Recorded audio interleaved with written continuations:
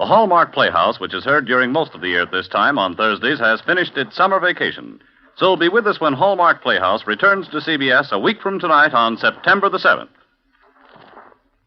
Now, from Hollywood, it's time for Edmund O'Brien as... Johnny Dollar. Carl Brewster down at East Coast. Yes, Carl. I wonder if you'll do a little job for us. Sure, what is it?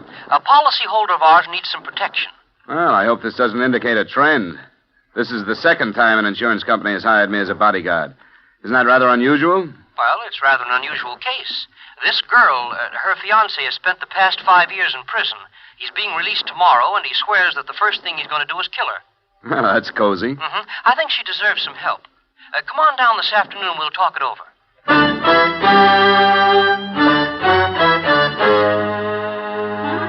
Edmund O'Brien in a transcribed adventure of the man with the action-packed expense account, America's fabulous freelance insurance investigator. Yours truly, Johnny Dollar.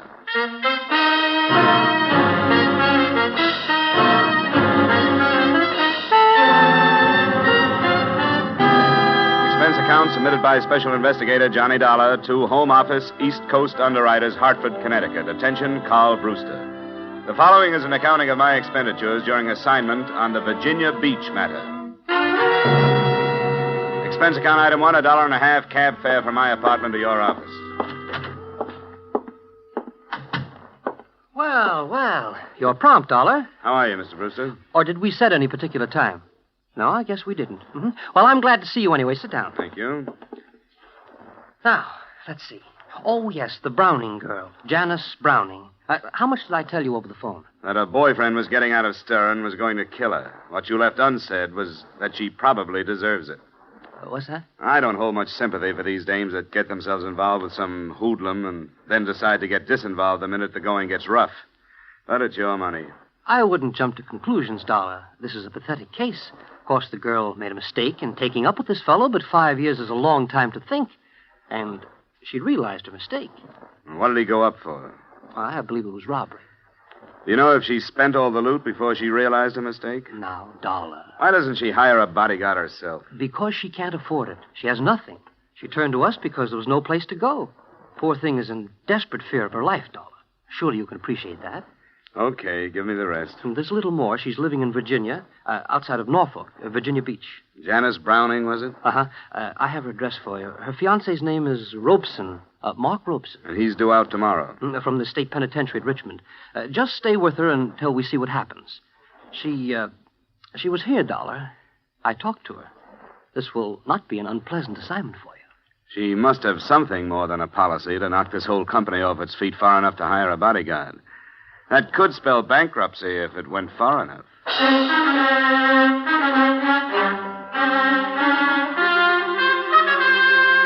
Expense account item 2, $110, transportation and incidentals between Hartford and Virginia Beach, Virginia. Virginia Beach seemed hardly the scene for potential murder. A white strip of sunny beach on one hand and a friendly forest of pine on the other. I found Janice Browning's address just south of the village proper. A fair-sized cottage surrounded first by a small, well-kept garden and then undeveloped land. When I got out of the cab, I was looked over by a trim little honey blonde thing in shorts and halter who waited for me on the veranda. Paul, Hello? you seem to be carrying a suitcase. Are you sure you haven't been misdirected? Are you Miss Janice Browning? No, I am her personal maid. Who are you? My name is Dollar. I'm the investigator from the insurance company.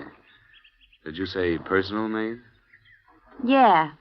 Did you say investigator? That's right. Well, I hope you'll pardon me if I'm confused. I was not notified of the arrival of no investigator. What is it you want? Miss Browning asked for me. She went to her insurance company and requested a bodyguard. A bodyguard? Well, I don't know about that. But then there are lots of things I don't know as yet. I'm new here. But if she asked for you, you may as well come in. Thanks.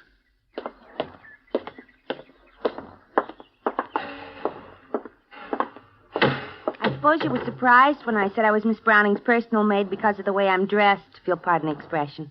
As a matter of fact, I was surprised that she had one. Why'd you say that? I'd been led to believe that she couldn't afford things like that. Well, between you and I haven't been paid yet. But she seems to be very generous. She turned over her entire wardrobe for me to wear at any time.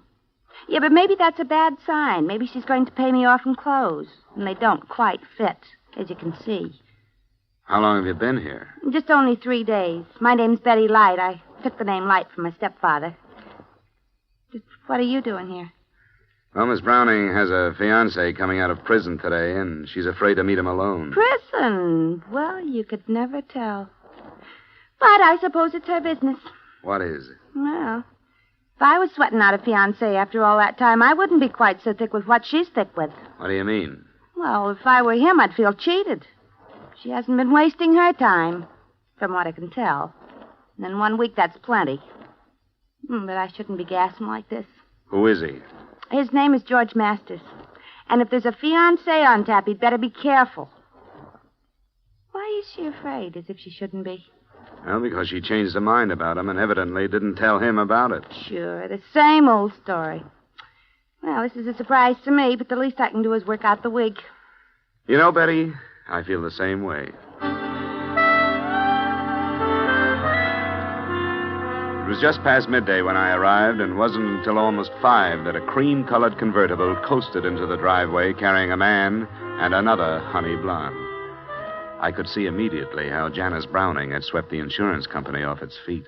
How do you do, Mr. Dollar? I'm so glad you're here.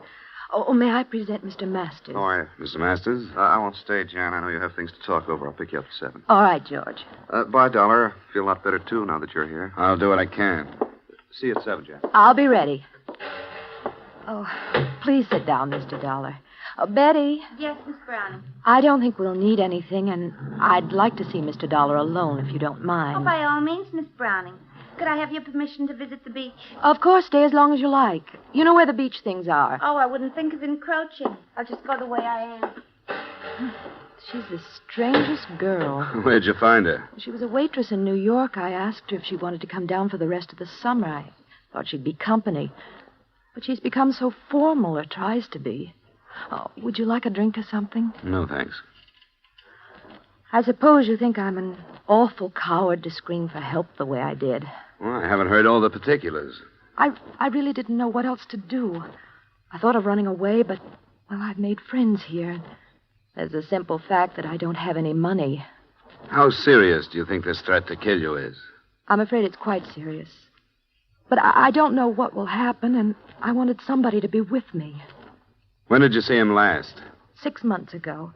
I thought about it for a long time, about our breaking our engagement and which would be the best way to do it, and I decided to face him while he was still in prison and simply tell him I couldn't go on. Well, that wasn't the easiest way to hand it to him. I know, but it was the fairest, I thought. He didn't create a scene or anything, but I'll never forget his expression. He just looked at me and said, "Have your fun. You've only got 6 months, because when I get out of here, I'm going to kill you." Well, now the 6 months are up. He's been let out. He knows you're here? Yes, he'll come here. Your friend Masters said he was going to call for you at 7. Where were you going? Just to dinner and maybe a club afterward. I think you'd better cancel it. Why? I'll go crazy if I have to sit in this house and just wait. I don't want you to come back here after dark, for one reason. If you can't go a long distance and stay, I don't want you to leave at all. The village is too small. If he knows it, he'll find you. I'll be with George. Look, you managed to put the responsibility of this thing into the lap of your insurance company, and they handed it to me. Now, I want you to stay here where I can keep my eye on you. All right, Mr. Dollar. I'll do anything you want me to. Good. Oh, you might mix that drink you offered. Scotch, if you have it, and plain water.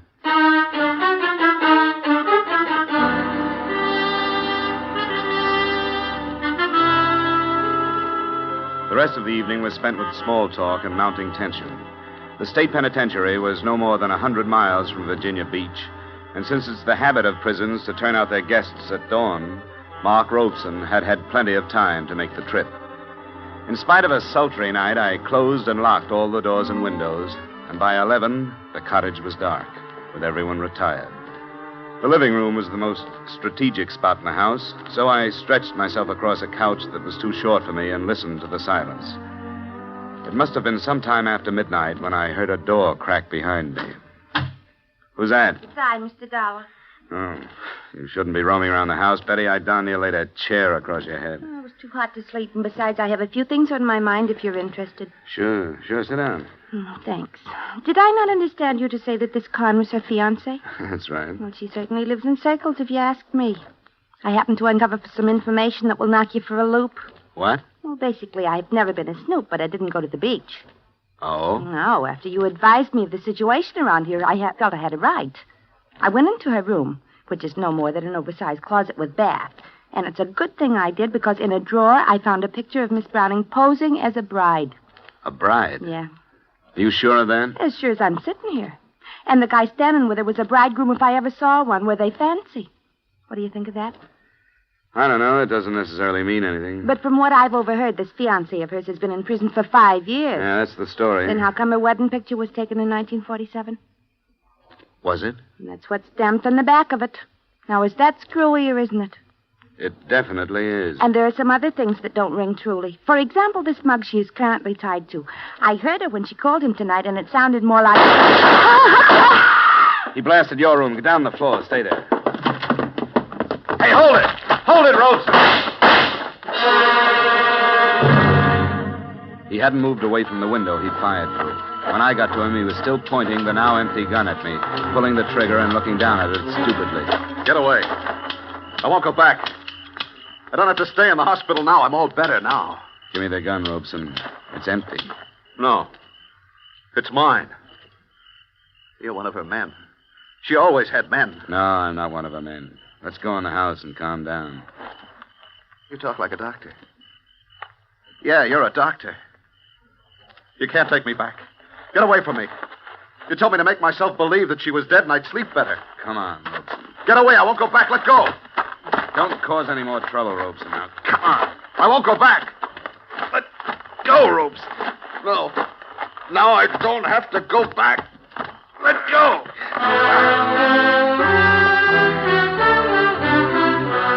I'd heard stories of the unbelievable physical strength of those whose mental strength is gone. I got his hands away from my throat by sinking my knee into his stomach. But there was nothing I could do to hold him. He lumbered off into the darkness and disappeared. I didn't need a medical opinion to know that I wasn't protecting Janice Browning from a released convict. I was protecting her from a homicidal maniac.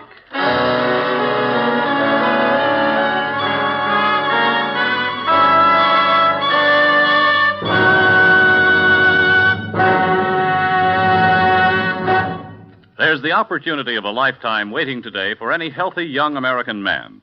An opportunity to begin a profitable and stable career for himself and at the same time to offer assistance to his nation, to the United Nations in their present conflict against armed aggression. The United States Armed Forces need volunteers today in every branch of the service. You have the chance to choose not only the branch, but the type of work which you feel will be of the most benefit to you in the years ahead. May we suggest that you go to your nearest recruiting office now to see if you are eligible to volunteer and inquire about the many opportunities open to you. And now, back to our star, Edmund O'Brien, and the second act of yours truly, Johnny Dollar.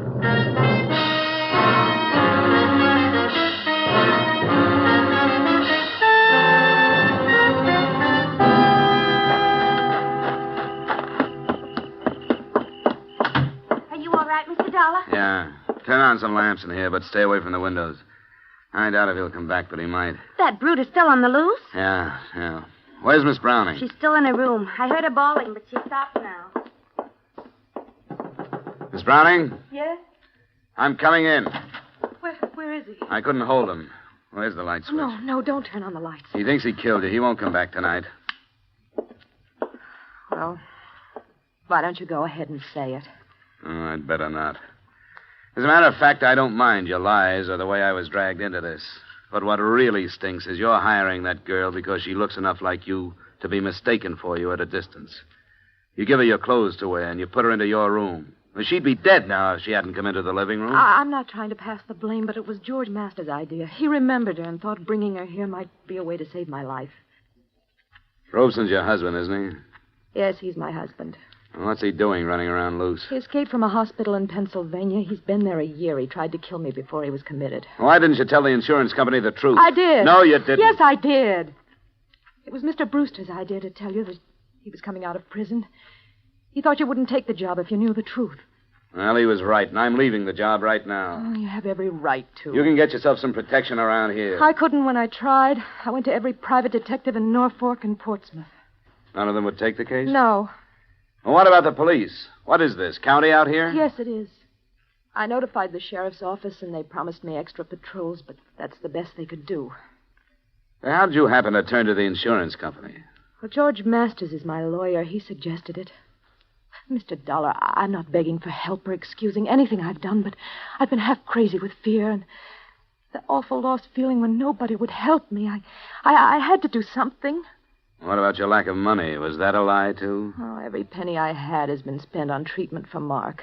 I borrowed from George on my insurance.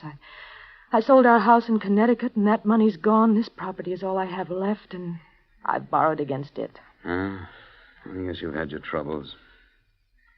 Who can I talk to about your husband? You mean a doctor? Yes, I thought maybe a doctor might know what Robeson would do next. Well, Dr. Becker came on to Norfolk after he warned me that Mark had escaped. His phone number is in the little book on the stand. Well, I hate to bother him, but I'd like to have him come out tonight. Mr. Dollar, Yeah? you're staying? Well, not any longer than I have to. Say, you'd better get up and have a drink. You're shaking like a leaf.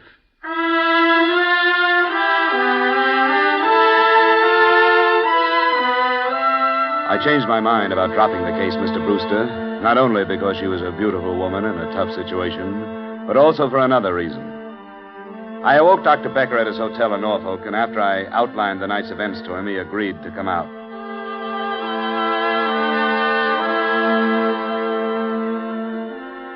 It must have been a decidedly unpleasant experience, Mr. Dollar. On the other hand, you are fortunate to be alive. Yes, I guess I am.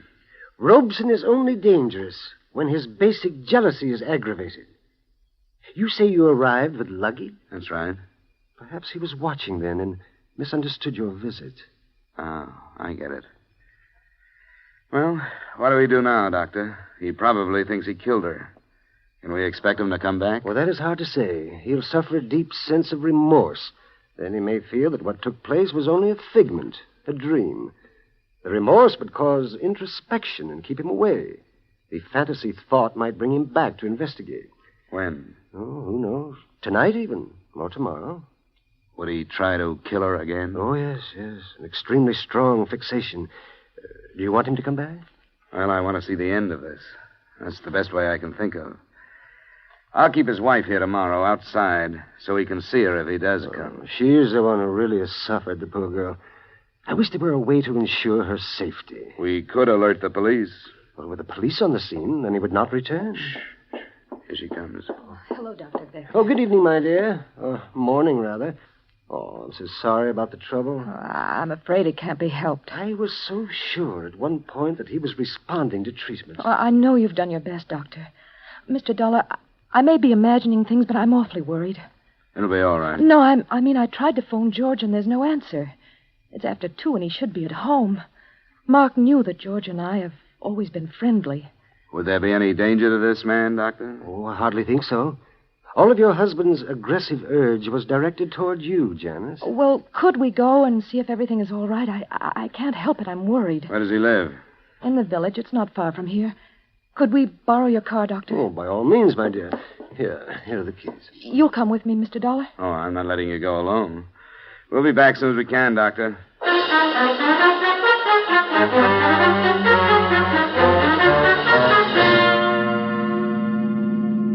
Oh, this is his house, the white one. Oh, there's his car in the driveway. There's a light on. Maybe his phone is out of order. I told him I'd let him know if anything happened.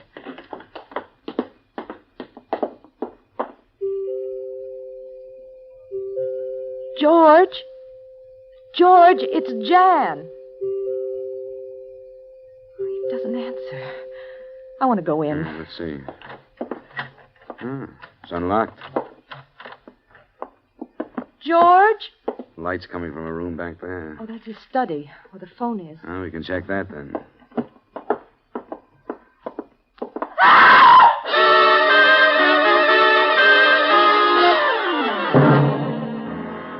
George Masters was lying face up in the middle of a room that had been pretty well torn up by the struggle.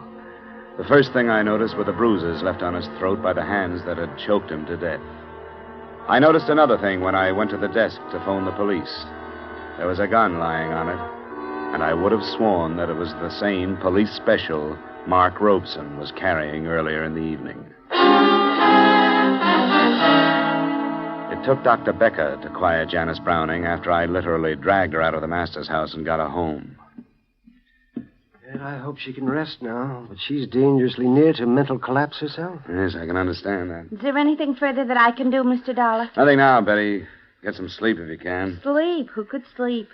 Well, and spend your time packing. You're going back to New York in the morning. I certainly am. As for me, you can give Virginia Beach back to the Indians.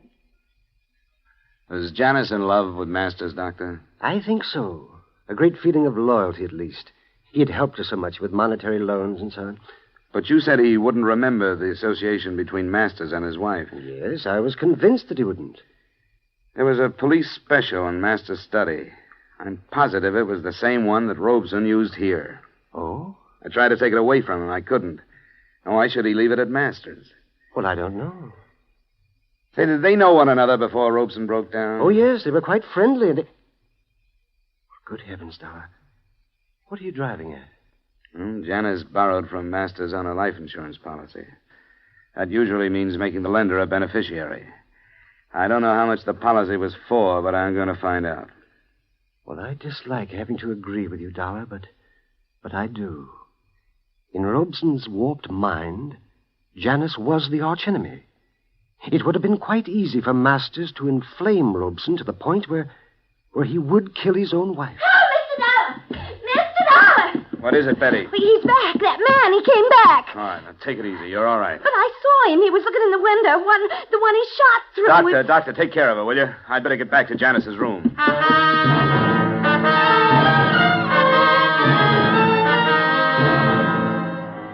There was no more trouble that night, nor was there any rest. We knew that since Robeson had come back, he realized his mistake, and we knew that he would try to come back again. We agreed that instead of calling for police protection, we would let him return and try to handle him when he did. An hour after daybreak, we felt it safe to relax, and it wasn't until noon that I drove Betty Light into Virginia Beach and put her aboard a bus bound for the comparative safety of New York.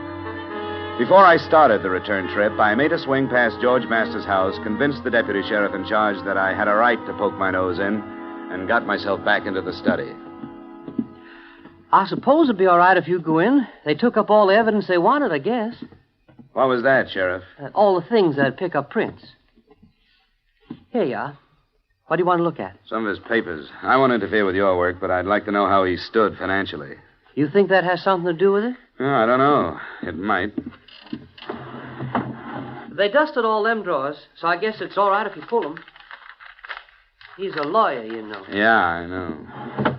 Say the field's wide open. A lot of people didn't like him. Oh? I didn't know that. What's that for? It's a ledger. Kept his accounts in it. What'd you find? Janice Browning. Who's that? Somebody he loaned some money to. Ooh, I'll say he did. $20,000. Ah, that's all I wanted, Sheriff. Thanks, and I hope I haven't caused you too much trouble.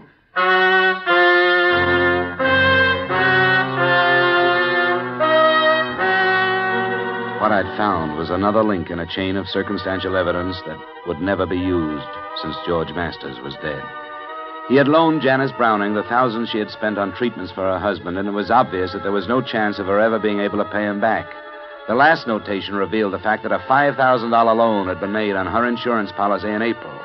A long-distance call to the company told me that the policy was for $50,000 and that George Masters had become the sole beneficiary the same month, April.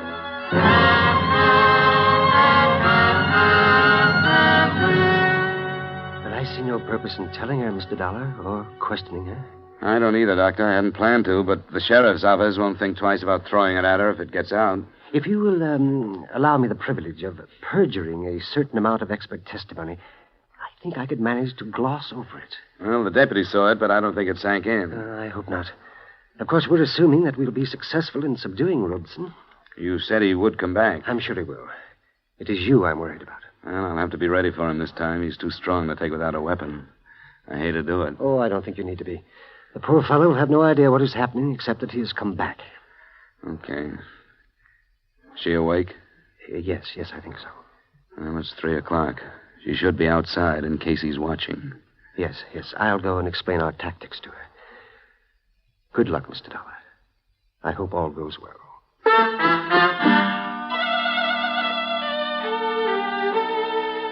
It seemed almost cruel baiting the trap, but it had to be done.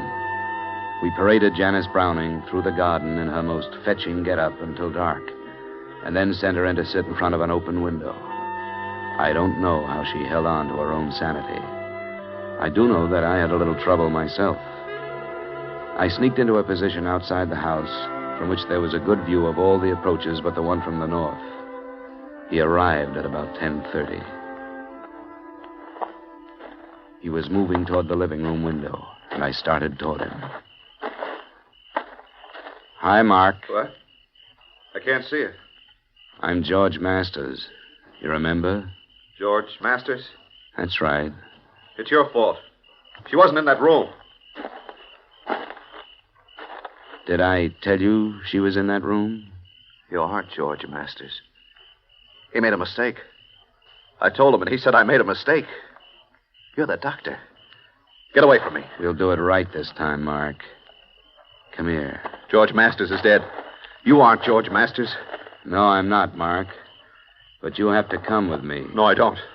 I won't go back to the hospital. I won't let you. Mark. Robeson, don't. Get away. No, I don't. I'm sorry, Robeson.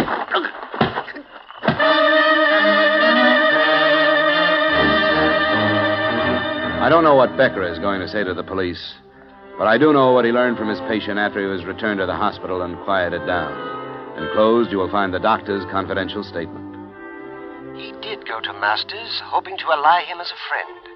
Taking advantage of his escape, Masters armed him in the hope of realizing a profit from Janice's insurance policy. But Robeson, in his agitation, fired into the wrong room. And because he placed the blame for his mistake on Masters instead of himself, he became violent, and as a result, Masters was killed. Expense account item 3, same as item 2, transportation back to Hartford. Expense account item 4, and this is to you personally, Mr. Brewster. Payment for deceit in acing me into this matter, $500. Expense account total, $855.75. Yours truly, Johnny Dollar.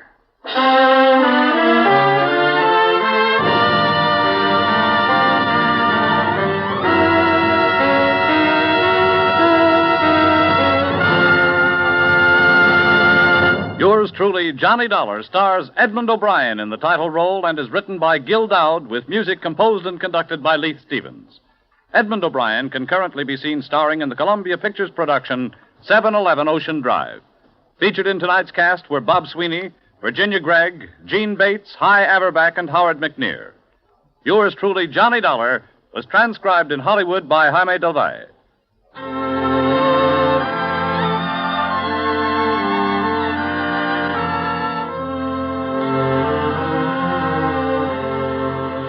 CBS is the star's address, and when you pay a daytime call, you'll find one of CBS' greatest stars, Arthur Godfrey, on hand to welcome you 5 days a week, Monday through Friday, for an hour and a quarter each day. Arthur and all the little Godfreys make life more musical and fun for you. Hear Arthur Godfrey's daytime program every Monday through Friday on most of these same CBS stations. To hear each and every star, leave your dials where they are, 'cause this is CBS, the star's address. Yes, CBS, the star's address. Yes, this is CBS, where Philip Marlowe takes the case every Friday night on the Columbia Broadcasting System.